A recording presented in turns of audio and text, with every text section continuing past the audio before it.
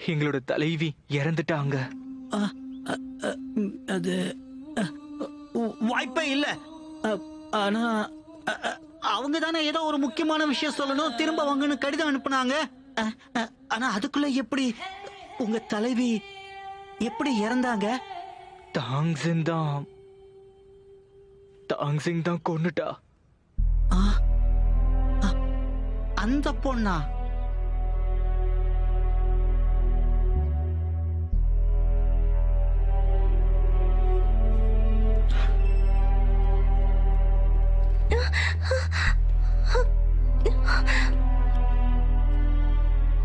ஆ, அ, இவதான் நீ சொன்ன அந்த பொண்ணா? ஆமா.